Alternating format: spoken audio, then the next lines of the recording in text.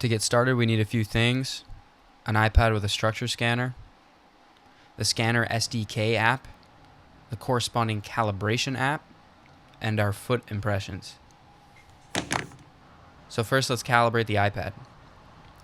Ensure the structure scanner is plugged into the iPad and open the Structure SDK app. Notice the color map overlaid on the live image. If you notice that this color map is slightly off-centered from the image, our scanner needs calibration. If it looks fine, skip the next step and move on to scanning. So open the calibration app. Start the calibration. Press continue and it will start to ask you to find a light crowded source image. You can skip the rest of this process entirely and go back to the Structure SDK app. As long as the calibration was started, it should work. You will notice the color map has been aligned to the image. The iPad is now ready to scan. Before scanning, we must consider the impression we will be capturing. The impression may come in the form of a poured positive plaster cast, a foam box impression, a plaster impression, or we may scan the patient directly. To capture a cast that's already been poured, place them beside each other with the calcaneus facing you. With a foam impression, place the calcaneus away from you. With a plaster wrap, you will need the scanning drape apparatus and some spray glue. So place one foot with the planar aspect facing you. Spray the glue generously. Pick up the cast and apply a small layer to the sheet underneath. Flip over the cast and stick it down in the sheet, picking up the sheet to bind it to the walls. Note that the calcaneus will be placed distally to the camera.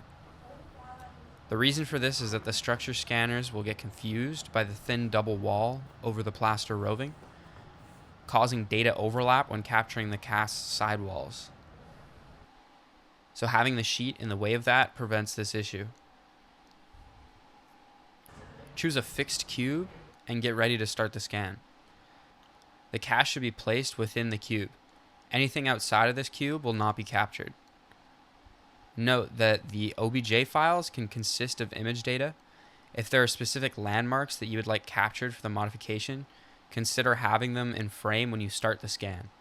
It is common for the image data to be corrupted as landmarks are revealed in the scanning process. However, the initial snapshot view where the scan is started will likely be visible in the final file.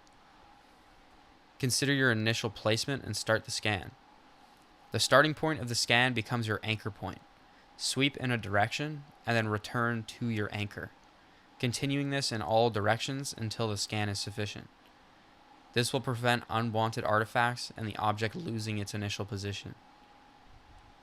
For foot orthotics, it's only really necessary to sweep in the medial and lateral directions, as the posterior aspect of the calcaneus should be captured initially and the forefoot will be generated in the software. In the event of a live scan, it may be wise to capture as much as you can. Maybe even export a few scans while the patient is present just to be safe. If there are important landmarks you'd like to be captured, tap on Color View. If they are corrupted, attempt the scan again. If it is sufficient, you may click on the export button and send it to the device that will be used for modeling. This will include a textured image alongside the scan. If there are no important landmarks, you may export the file directly from SolidView. When sending the scan via email, make sure to include the patient's name.